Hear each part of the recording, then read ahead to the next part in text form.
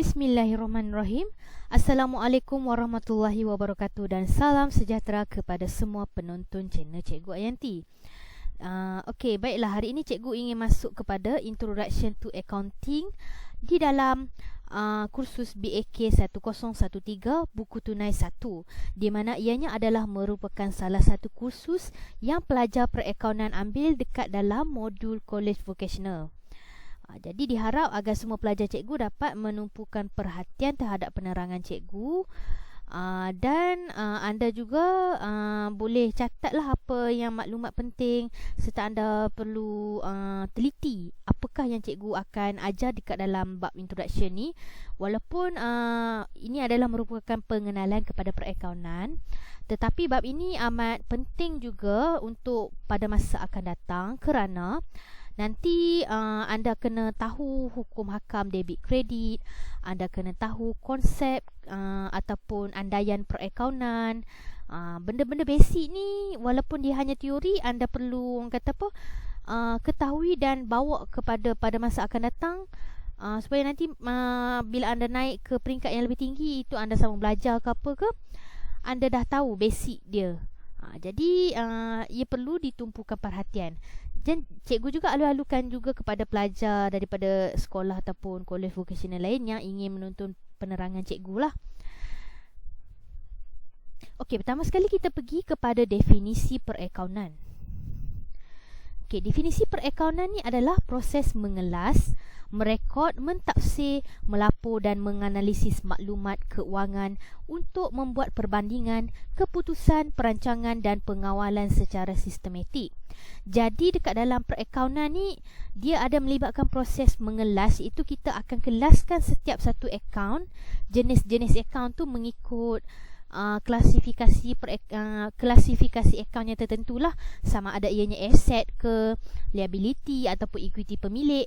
Jadi kita akan kelaskan dia ikut akaun yang bertepatan dan bersesuaian. Lepas tu kita akan rekod setiap satu urus niaga yang berlaku dan kita tafsir. Tafsir ni kita akan lihatlah secara keseluruhan kita punya prestasi keuangan.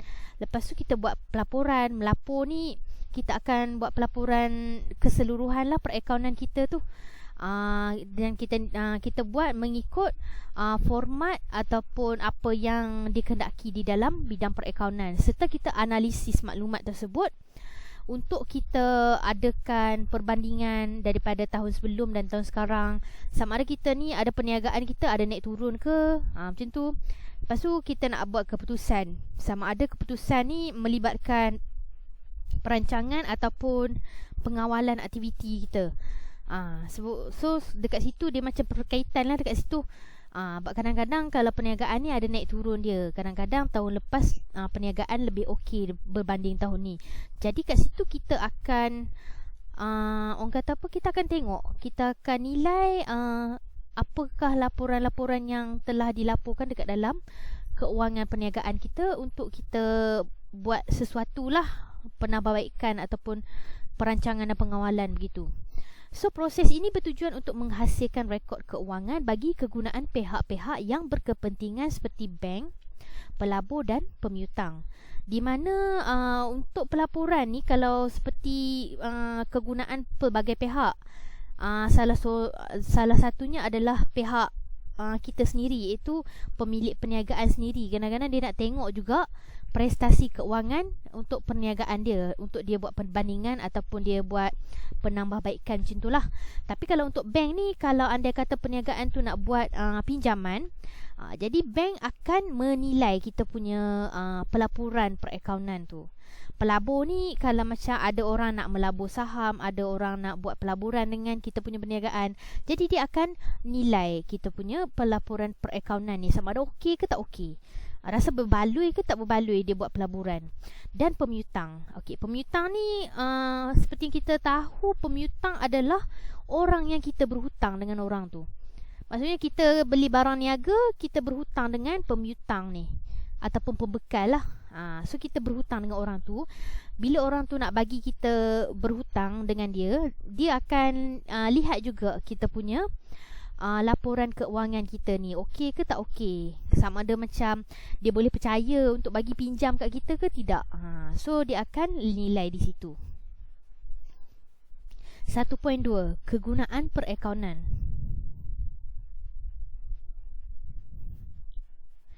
Okey, kegunaan perakaunan ni ada pelbagai. Jadi pertama sekali adalah kegunaan persendirian, di mana untuk pengetahuan dalam bidang perakaunan ni sama ada pada peringkat asas atau peringkat tinggi sangat berfaedah kepada seseorang di dalam kehidupan sehari-hariannya. Okey, sebab apa kita katakan penting untuk penggunaan persendirian ataupun individu itu sendiri?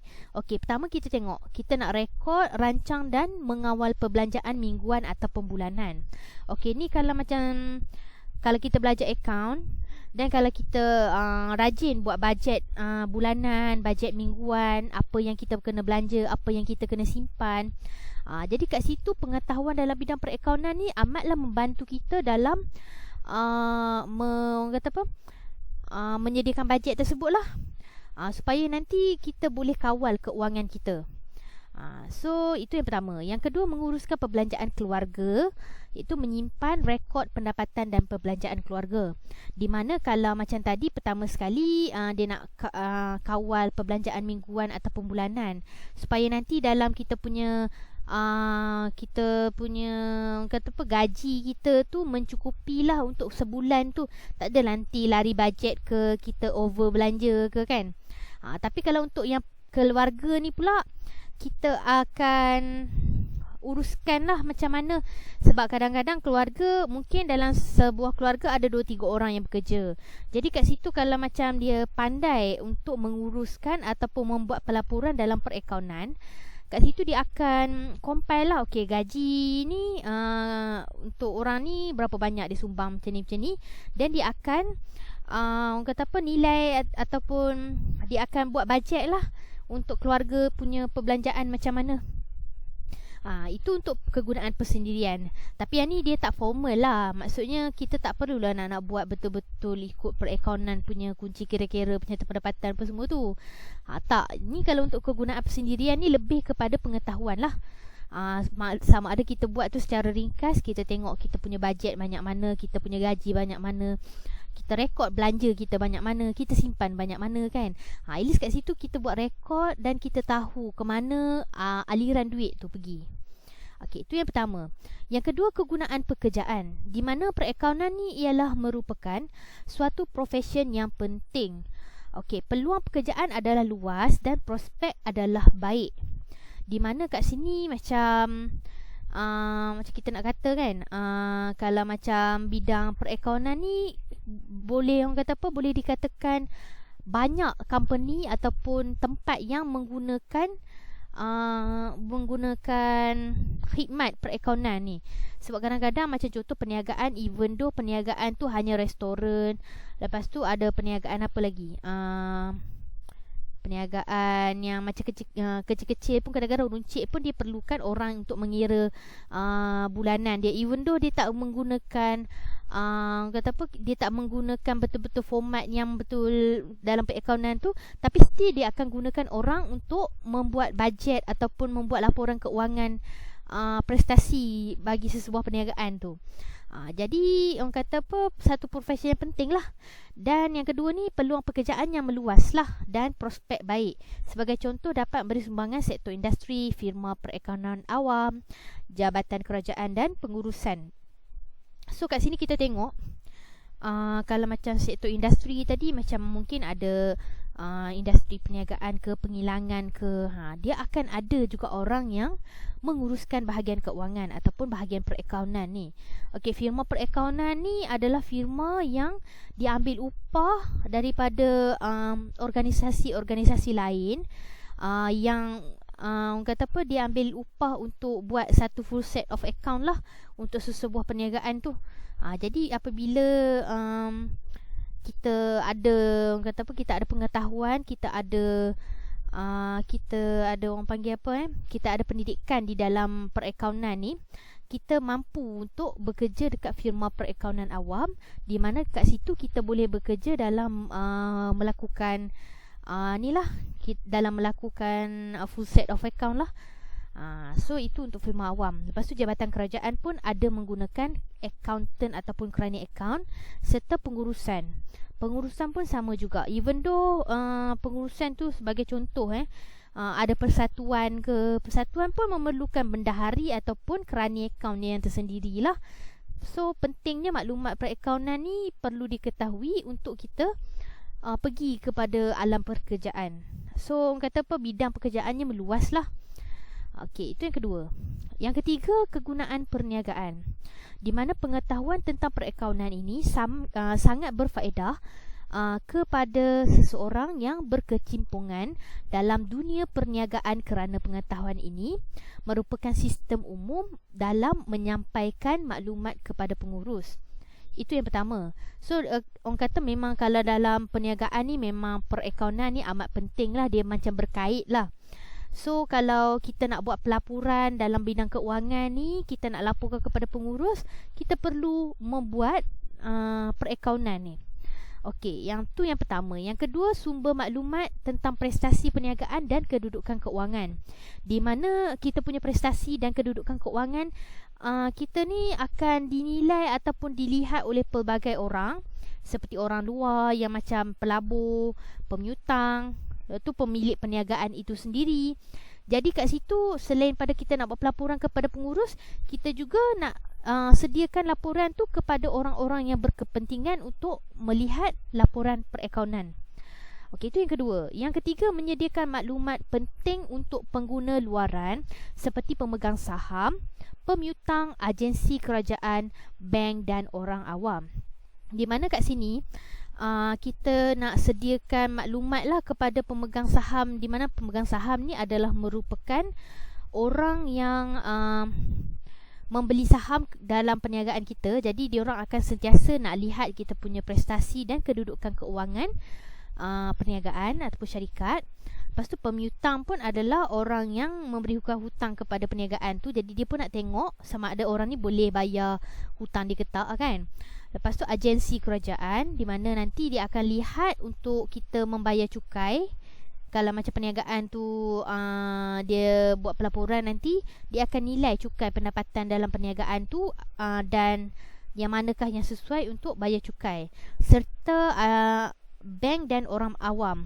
Bank ni adalah merupakan kalau kita nak buat pinjaman lah kepada pihak bank. Jadi amat penting untuk pihak bank menilai dan melihat kita punya laporan keuangan ataupun perakaunan. Okey, itu yang pertama. Untuk orang kata apa? Untuk maklumat lah, sistem sumber penyampaian maklumat lah lebih kurang tadi. Okey, yang kedua, pengetahuan tentang perakaunan ni adalah berfaedah secara langsung dan tidak langsung, tidak kira apa bahagian yang terlibat. So seseorang itu dapat mentafsir dan memahami laporan yang mengandungi data perakaunan. Di mana kalau macam seseorang yang mempunyai pengetahuan dalam bidang perakaunan ni, dia dapat membuat tafsiran dan perancangan daripada maklumat perakaunan itu tadi. Berbeza dengan orang yang tidak ada pengetahuan di dalam bidang akaun, mungkin dia perlukan belajar, orang kata apa, perlukan dia belajar terlebih dahulu sebelum dia nak mentafsir lah. So macam apabila kita dah sediakan maklumat kepada orang awam, secara tak langsung kita juga boleh mentafsir maklumat-maklumat tersebut. Itu yang kedua, memahami pengendalian sesuatu perniagaan, di mana apabila kita faham konsep perakaunan, apabila kita mempunyai orang kata apa, mempunyai pengetahuan di dalam bidang perakaunan, kita dapat mengendalikan sesuatu perniagaan itu. Sama ada nanti perniagaan tu kalau macam ada untung ke ada rugi, kita tahu tindakan apa yang kita kena buat. Kita tahu apakah yang kita perlu buat ataupun kita perlu kawal dan perlu rancang dekat dalam perniagaan itu. Okey, itu kegunaan perniagaan. Okey, yang keempat, melanjutkan pelajaran. Okey, ni bagi sesiapa yang ingin melanjutkan pelajaran dalam bidang perakaunan lah satu hari nanti. Kiranya nanti kalau lepas belajar ni, sama ada KV ataupun sekolah menengah, anda dah habis ni, nanti ada yang nak sambung diploma, ada yang nak sambung matrik ke diploma, matrik ke tu masuk U ke kan, ataupun politeknik. So bergantung kepada pelajar macam mana. So kat sini mereka yang ingin melanjutkan pelajaran ke universiti ataupun maktab dalam bidang ini mesti mempelajari perakaunan. Di mana kalau macam kalau macam orang kata apa, melanjutkan pelajaran ni, kalau kita nak ambil ijazah perakaunan, kita mesti ada SPM, SVM, SKM dalam bidang perakaunan. So kita boleh sambung ke bidang perakaunan nantilah, sama ada nak sambung diploma ke, STPM ke, ataupun ijazah ke kan. So kita banyak peluang kita nak sambung dekat dalam bidang perakaunan ni. Seseorang yang mengetahui ilmu perakaunan boleh memilih untuk memperoleh, pertama sekali, kelayakan akademik ataupun ijazah dalam perakaunan. Di mana akademik ataupun ijazah dalam bidang perakaunan ni adalah lebih kepada kata apa, yang biasa punyalah, iaitu kalau macam nanti kita sambung belajar ke ijazah ke diploma ke kan, di situ kita ada kelayakan akademik ijazah ataupun ijazah dalam bidang perakaunan. Itu yang normal punya, yang biasa punyalah, yang memang standard punya. Itu yang pertama. Yang kedua, kelayakan profesional. Di mana profesional ni, macam contoh kamu semua kalau masuk KV ada SKM. So ada SKM tu orang kata apa, satu level lagi, ada kelayakan profesional lagi dekat dalam bidang perakaunan. Macam itulah. Kalau macam kelayakan profesional dekat universiti ni, dia ada seperti CIMA, CIMA kan. Lepas tu MICPA pun ada, ni CACA pun ada. Dia banyak badan perakaunan yang ada membuat satu peperiksaan untuk profesional bidang perakaunan ni, ataupun ACCA ACA yang orang panggil, ACA graduated macam tu. Ada pelbagai orang kata pelbagai kaedah ataupun cara kita nak melanjutkan lagi kita punya pelajaran dalam bidang perakaunan maupun profesional kita. So peluang dia meluas. Berikut adalah merupakan pengguna yang memerlukan maklumat perakaunan. Pertama sekali, pengguna dalaman, di mana pemilik dan pekerja dalam syarikat itu sendiri. So mereka akan membuat perancangan dan membuat keputusan perniagaan. Sama ada nanti kalau kita tengok prestasi itu okey, dia akan teruskanlah macam mana dia akan buat kata apa, perancangan untuk teruskan mengawal dan teruskan prestasi yang baik. Ataupun kalau prestasi tak okey, dia akan cuba buat tindakan susulan untuk menambah baikkan lagi orang kata apa, perniagaan dia tu, prestasi perniagaan dia. Itu yang pertama, pengguna dalaman. Yang kedua, pengguna luaran. Pengguna luaran ni ada banyak. So pertama sekali adalah pihak bank ataupun pemiutang, di mana mereka akan menilai kebolehan perniagaan untuk bayar balik hutang serta faedah atas pinjaman. Di mana di sini kalau macam selalunya kita orang kata apa, sebagai peniaga, dia akan membuat pinjaman dengan pihak bank untuk orang kata apa, kadang-kadang dia buat pinjam untuk persendirian dan sebagainya lah. So kat situ ada pinjaman dan pihak bank akan melihat dan menilai penyata keuangan kita tu, sama ada kita ni layak untuk membayar balik hutang ataupun tidak. Sama juga dengan pemiutang, di mana pemiutang ni adalah merupakan orang yang kita berhutang dalam kita membeli barang niaga. So dia juga akan menilai, sama juga macam pihak bank tadi. Seterusnya adalah bakal pelabur, di mana bakal pelabur ni akan lihat prestasi perniagaan sebelum membuat keputusan, sama ada dia nak melabur ke tak dengan perniagaan kita. So dia akan tengok sesuai ke tak sesuai, dia rasa macam berbaloi ke tak berbaloi dia buat pelaburan dengan perniagaan kita. Jadi kat situ pihak pelabur ataupun bakal pelabur, dia akan menilai ataupun melihat kita punya prestasi keuangan. Seterusnya, pelabur sedia ada, di mana pelabur sedia ada ni memang orang yang memang dah melabur dengan kita. Dia akan mengetahui nilai modal yang dilaburkan, jumlah dividen yang diterima dan mengetahui sumber keuangan perniagaan. Jadi kat sini kadang-kadang dia dah laburkan modal tu, dia akan tahu dividen dia ni dapat banyak mana bergantung kepada prestasi sesebuah perniagaan tu lah. Kalau prestasi bagus, mungkin dia akan dapat lebih banyak dividen.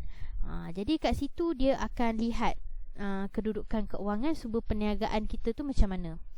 Seterusnya, lembaga hasil dalam negeri, LHDN, di mana ini selalunya akan menentukan jumlah cukai yang perlu dibayar untuk ikut keuntungan perniagaan. Di mana perniagaan kita ni kadang-kadang kata apa, memang kita perlu bayar cukai, dan dia akan nilai lah kita punya modal, kita punya prestasi pendapatan perniagaan kita tu, sama ada kita sesuai bayar berapa persen. Sebab dekat dalam LHDN ni dia ada penentuan peratus kita kena bayar cukai tu, di mana peratus cukai tu bergantung kepada pendapatan sesebuah perniagaan. Okey, itu yang keempat. Yang kelima, kesatuan pekerja, di mana ini untuk mengetahui keupayaan sesebuah organisasi bagi kenaikan gaji atau bonus dan sebagainya. Di mana kat sini lebih kepada orang kata apa, dia akan ambil dia akan orang kata apa, untuk pekerja, kebajikan pekerja lah macam tu. Sebab pekerja kita ni kadang-kadang ialah kalau dia kerja lama dekat sesebuah organisasi tu pun mesti dia nak kenaikkan gaji kan. Jadi kat situ apabila kesatuan pekerja ni dapat lihat kita punya penyata keuangan, kalau rasa kita perlu menaikkan gaji seseorang pekerja tu, maka di situ dia akan beri cadangan lah kepada organisasi tu. Okey, seterusnya pemegang debentur, pendaftar syarikat dan pelanggan, di mana ianya adalah untuk mengetahui keupayaan sesebuah organisasi dalam tuntutan pelanggan seperti jaminan ataupun waranti. So dekat sini orang kata dia akan tengok perniagaan kita ni lebih kepada pendaftar syarikat lah kan. Dia akan tengok jaminan, waranti perniagaan kita ni boleh buat orang kata apa, tuntutan pelanggan ke, orang kata apa, boleh hidup dalam tempoh masa yang lama ke. So dia akan tengok keupayaan perniagaan kita tu. So dia akan beri jaminan adakah perniagaan ni long lasting ataupun lepas tu dia dah tak beroperasi kan. Jadi kat situ dia akan tengok macam mana. Okey, 1.3, konsep dan prinsip perakaunan. Okey, pertama sekali kita tengok entiti berasingan. So yang ni cikgu katakan dalam subtopik ni antara subtopik yang boleh dikatakan walaupun dia teori saja, tapi kita kena tahu konsep dalam perakaunan tu, supaya ke depan kita tak ada macam pening kenapa macam ni kan. Jadi kita kena tahu konsep yang ada dekat dalam perakaunan. So pertama sekali adalah entiti berasingan, di mana pemilik dengan perniagaan adalah dua entiti berasingan. Mana tak samalah, pemilik orang lain, perniagaan pula sesuatu perkara yang lain. Jadi tak boleh nak samakan. Macam tu. So untuk penerangan dan contoh kat sini, pemilik perniagaan dan perniagaannya ialah dua badan yang terpisah. Okey, kat sini bagi contoh, peniaga razak adalah pemilik kedai razak. Kedai razak dan peniaga razak adalah dua badan yang berbeza. Okey, kat sini kita tengok aset, liability, equity pemilik, hasil dan belanja. Okey, peniaga razak tidak boleh direkodkan dalam buku akaun kedai razak. Sebab dia bukanlah perniagaan razak, dia bukanlah kedai razak, dia peniaga razak. So dia lain. Kat sini kita tengok peniaga razak ni nak bayar bil elektrik rumah kediamannya bernilai RM35 menggunakan wang perniagaan. Tapi dalam buku perakaunan kedai razak, jumlah 35 tidak boleh dicampurkan dengan jumlah bil elektrik perniagaan, tetapi ianya hanyalah perlu dianggap sebagai ambilan ataupun drawings. Di mana peniaga razak ni kalau dia ada buat ambilan seperti inilah, dia ambil duit RM35 dia nak bayar bil elektrik rumah dia. Ambilan ni kena rekodkan. Dia tak boleh simplify, okey saya owner, saya tak payah rekod lah, saya ambil je. Tak boleh ikut kan. Walaupun banyak saya cikgu tengok Ada setengah perniagaan tu dia macam dia tak rekodkan pun, dia kata tak payah owner kan. Tapi ikutkan dekat dalam konsep perakaunan memang kena rekod, walaupun orang tu adalah owner ataupun pemilik perniagaan itu sendiri. Sebabnya nanti kalau kita nak kira untung rugi kita nak buat full set of account, nanti kita akan lihat untung rugi kita macam mana. Nanti kalau kita tak rekod, takut nanti ada orang kata apa, ada short ke apa ke kan. Jadi kat situ kita tak dapat detect. So bila kita rekod, kita akan dapat detect dan kita dapat tahulah duit ni ke mana. Jadi tak ada persoalan. Dan ianya juga akan mengurangkan pemilik tu daripada mengambil terlalu banyak lah dekat dalam perniagaan dia. Yelah, sebab dia kan owner, pemilik. Nanti kalau dia tak buat rekod, dia akan sentiasa ambil duit dekat dalam perniagaan dia tu sampai duit dekat dalam perniagaan dia tu sikit, dan dia sendiri tak boleh nak meneruskan kelangsungan perniagaan. Jadi kat situ kita tak mau benda tu berlaku. So sebab tu kita ada konsep entiti berasingan.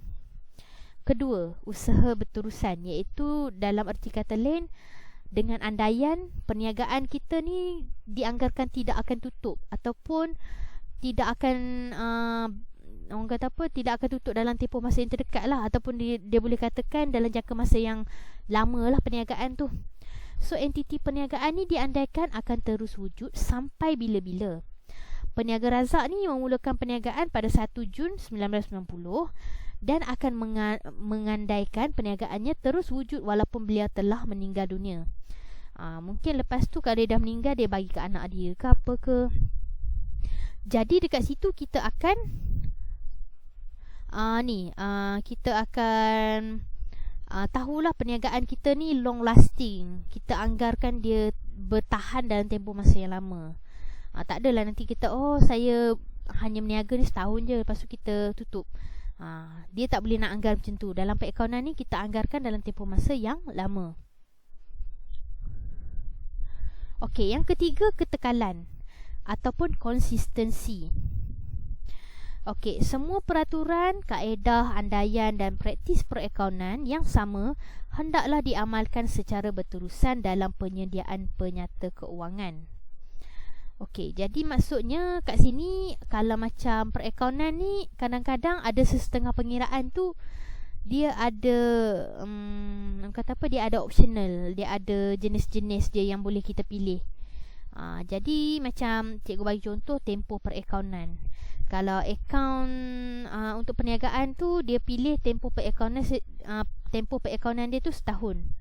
Jadi dia tak boleh tahun depan nak buat 6 bulan lah. Dia tak boleh macam tu. Dia kena konsisten. Itu masuk ketekalan ataupun konsistensi tu. Ataupun kalau dia guna kaedah susut nilai tu, dia guna kaedah garis lurus. Dia tak boleh nak tukar nanti penilaian semula pula. Dia kena macam kena maintain ataupun kena tetap menggunakan kaedah yang sama dalam tempoh masa yang lama lah. Kalau macam nak kata tak boleh tukar tu, tak juga. Mungkin kalau pada masa akan datang dia rasa dia nak tukar tu, mungkin ada prosedur lain lah macam tu. Tapi kalau untuk perakaunan ni konsepnya kita kena konsisten. Kita tak boleh nak tukar-tukar sembarang je kita nak tukar kaedah macam tu. So contoh sebuah perniagaan ni mengira susut nilai kenderaan berasaskan kaedah garis lurus dan mengamalkannya secara berterusan untuk beberapa tempoh perakaunan. So maksudnya kat sini dia tak akan tukar. Saja-saja je dia nak tukar susut nilai tu kepada lain, tak boleh lah macam tu. So dia kena konsisten. Okey, itu yang ketiga. Yang keempat adalah wang sebagai ukuran, di mana memang kita tahu di dalam perakaunan ni kita akan ukur prestasi keuangan menggunakan wang ringgit RM lah. So urus niaga direkodkan dalam nilai mata wang kerana wang digunakan sebagai unit ukuran. Okey, peniaga Razak membeli 50 kg gula berharga RM70. Jumlah RM70 akan ditunjukkan dalam rekod perakaunan Razak dan bukannya 50 kg. Macam tu. So kita akan nilai berdasarkan wang ringgit. Okey, yang kelima, konservatisme. Okey, konservatisme ni adalah konsep di mana sentiasa berjaga-jaga, iaitu mengambil kira kemungkinan ataupun kerugian nilai barang niaga dan nilai aset yang sentiasa turun naik. Okey, maaf. So contoh kat sini, Perniagaan Jaya ni menandatangani kontrak dengan syarikat dari Mexico. So hasil daripada perjanjian tersebut, Perniagaan Jaya dijangka memperoleh keuntungan sebanyak 1 juta. Walau bagaimanapun, keuntungan tersebut tidak boleh dilaporkan dalam penyata keuangan kerana kata apa, selagi keuntungan tersebut belum benar-benar diperolehi. Okey, ni konsep berjaga-jaga ni orang kata selagi kita tak dapat untung ataupun hasil tu, selagi tu kita tak boleh rekod. Macam tu.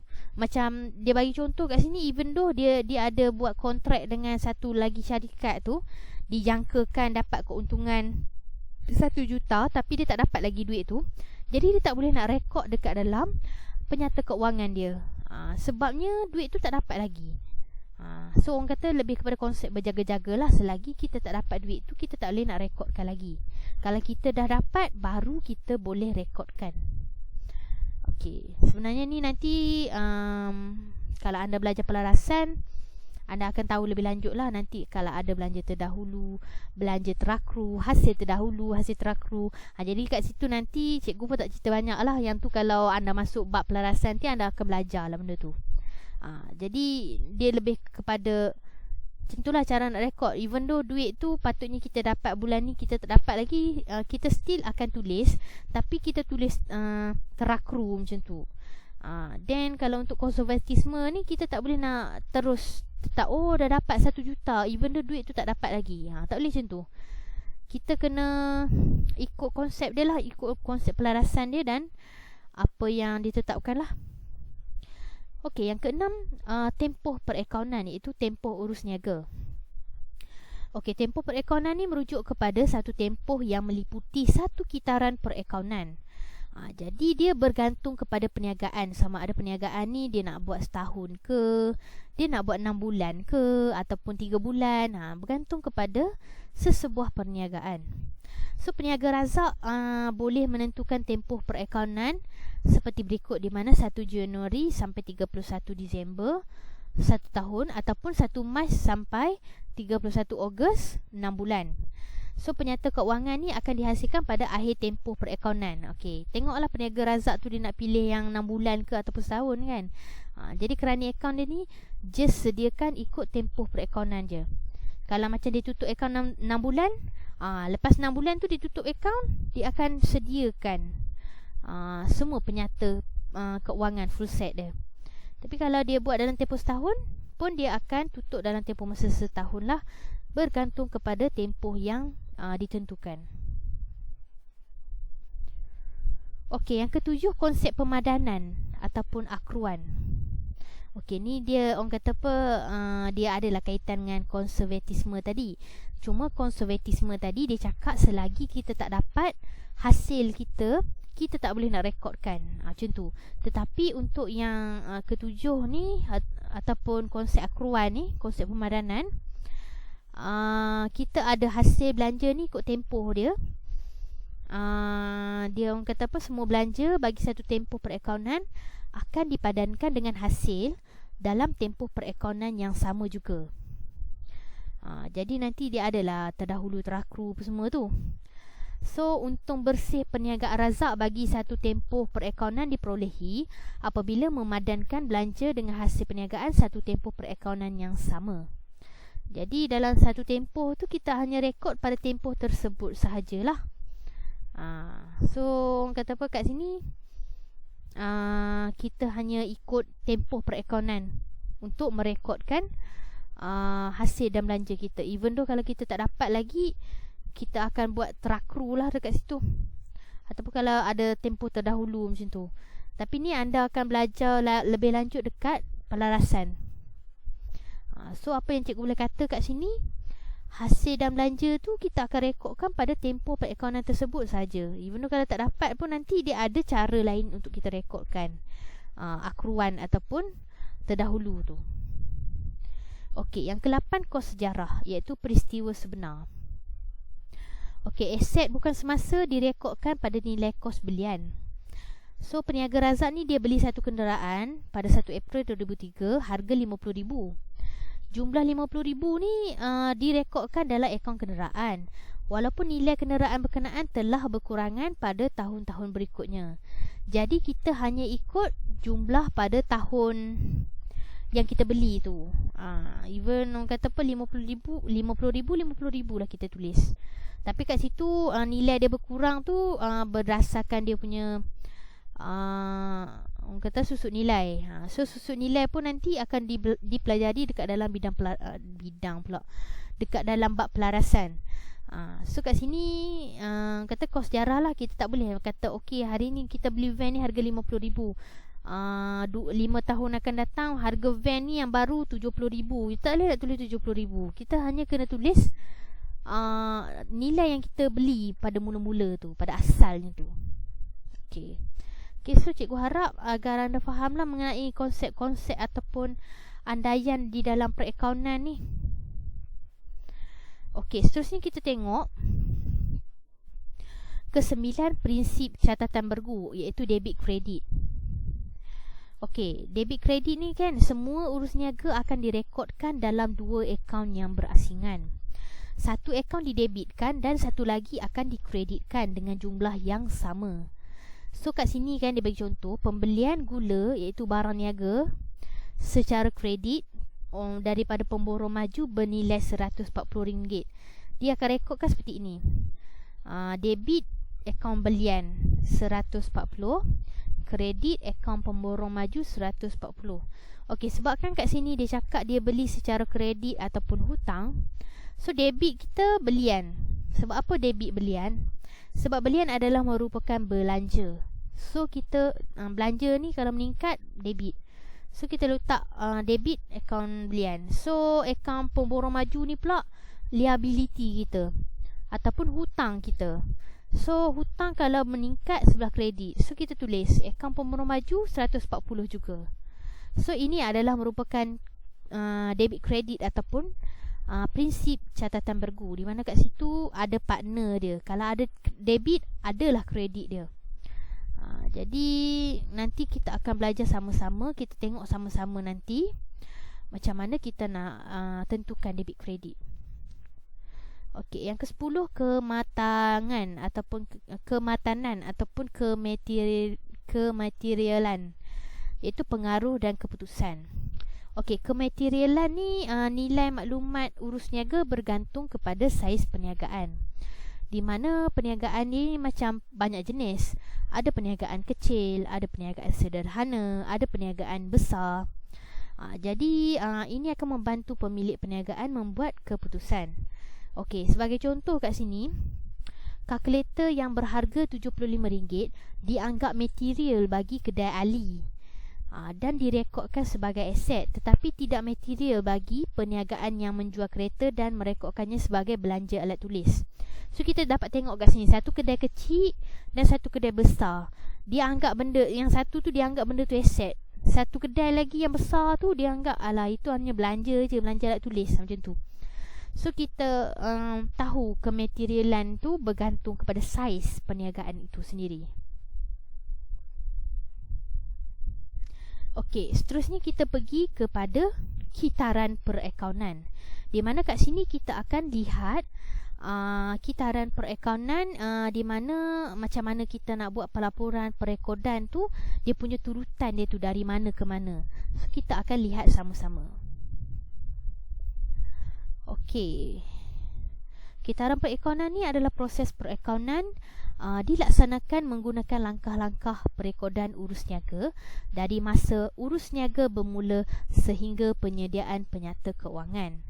Jadi dia akan bermula daripada dokumen, lepas tu macam mana kita nak sediakan penyata keuangan. Dia ada turutan dia yang kita akan lihat nanti.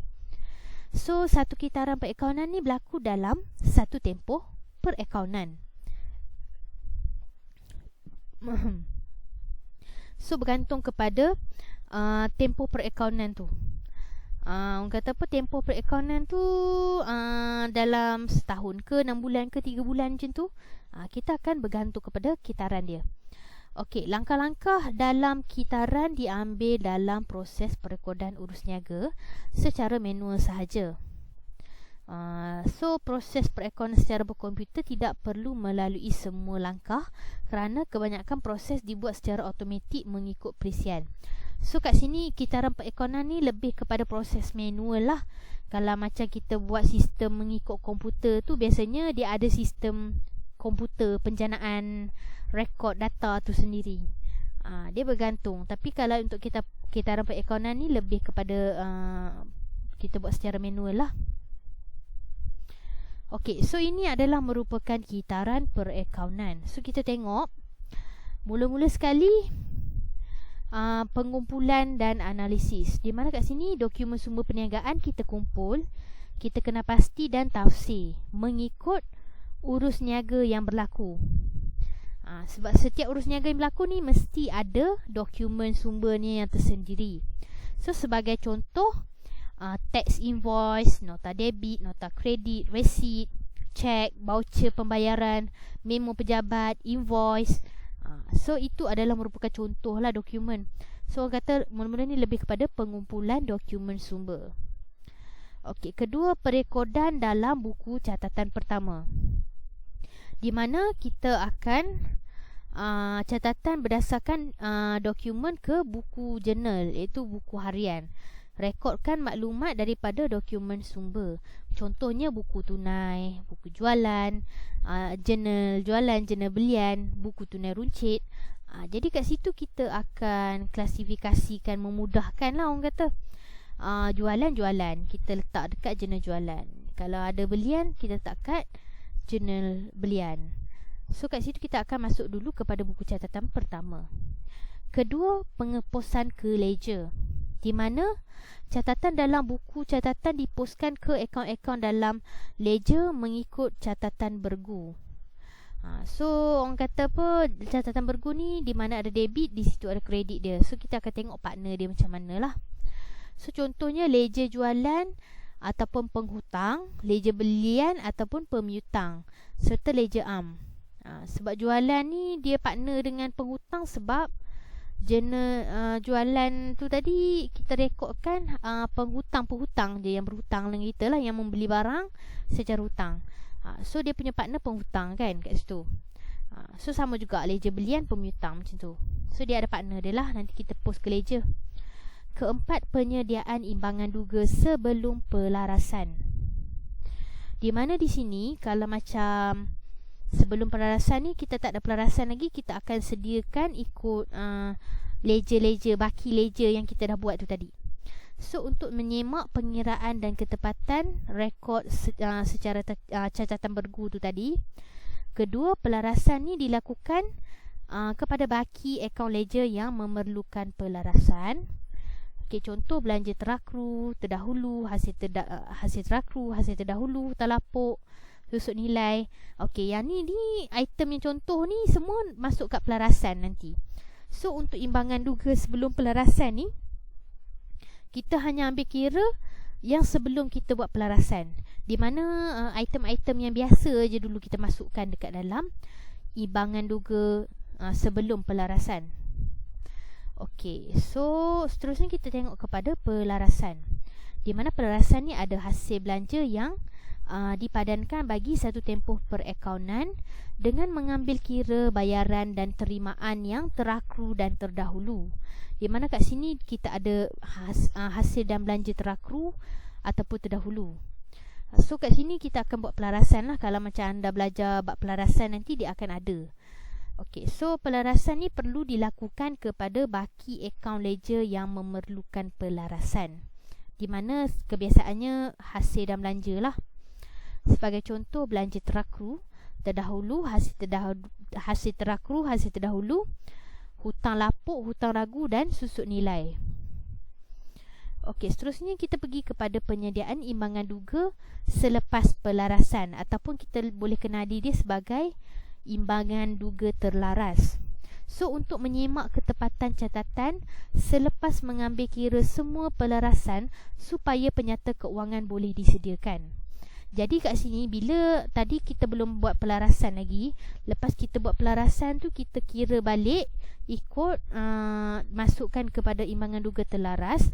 Jadi kat situ apabila kita nak sediakan penyata keuangan tu lebih tepat lah. So disediakan dengan memasukkan semua baki akaun yang telah disemak, dikemaskini dan yang tidak memerlukan pelarasan. Okey, yang mana yang tak ada pelarasan pun kita masukkan, dan yang mana ada perubahan yang ikut pelarasan tu tadi juga kita update yang barulah yang lepas pelarasan. Macam tu. So jumlah dan lajur debit harus sama dengan jumlah dalam lajur kredit. So kat situ maksudnya kalau sama juga imbangan duga ni, kita kena tahu jumlah debit kredit dia mesti sama. Nama perimbangan kan, imbangan mesti kena imbang lah. Macam tu. So seterusnya kita pergi kepada penyata keuangan, di mana ianya terdiri daripada penyata pendapatan dan kunci kira-kira. So penyata pendapatan ni untuk mencari untung atau rugi bersih. So kunci kira-kira untuk menunjukkan kedudukan keuangan, menyenaraikan aset dan liability bagi tahun itu. Jadi kat sini kita akan, untuk penyata pendapatan ni, kita akan cari untung rugi dia berdasarkan jualan, belian kita akan kira nanti. Lepas tu kita tengok hasil dan belanja kita untuk kita tentukan untung ataupun rugi. Manakala kunci kira-kira ni, kita akan tengok kedudukan keuangan berdasarkan aset, liability dan equity pemilik kita. So akhir sekali adalah penutupan akaun, di mana dibuat di journal am dan kemudian dipostkan ke ledger untuk menutup akaun hasil dan akaun belanja. So akaun aset, liability dan modal ni pula ditutup dan bakinya dibawa ke bawah. So jumlah hasil belanja digunakan untuk mencari untung rugi dan dimasukkan ke dalam equity pemilik.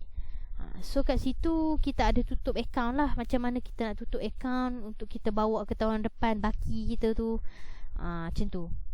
So ini adalah merupakan kitaran perakaunan yang kita kena tahu. So mungkin sekarang ni anda belajar buku tunai dengan cikgu, kita berada di bawah buku catatan pertama. So anda tak masuk lagi yang lain-lain ni, tapi anda kena tahulah turutan dia ni. Kiranya nanti lambat laun anda akan belajar juga semua ni. Daripada nak buat buku catatan pertama, pi ke ledger, pi ke imbangan duga, penyata keuangan kan. So kat situ kita akan tahu, kata pelajar akan tahu lebih lanjut lagi lah apabila dia dah belajar nanti pada masa akan datang.